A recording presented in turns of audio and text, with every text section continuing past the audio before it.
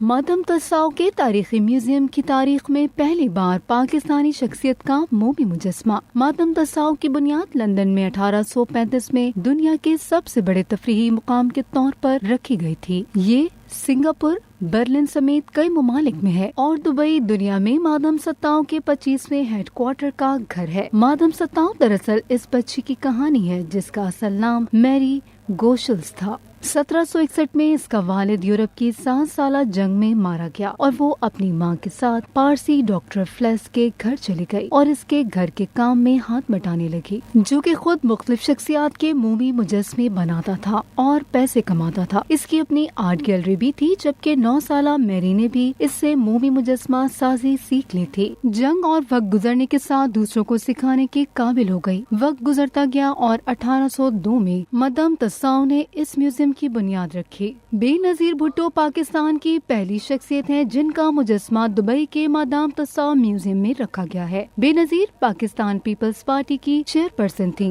वजीर खारजा बिलाल भुट्टो जरदारी ने अपनी वालदा बेनजीर भुट्टो के मोम के मुजस्मे की तकरीब रूनुमाई में शिरकत की। मादम तस्साव म्यूजियम टीवी और फिल्मी सितारों के साथ साथ खेलों, साइंस, मौसीकी, तारीख, आर्ट, पॉप कल्चर, सियासत और दीगर मशहूर शख्सियात की नुमाइंदगी करने वाली मोम की शानदार शख्सियतों को पेश करते हुए मादम तस्साव दुबई का एक मुनफरिद तारीखी मुकाम है।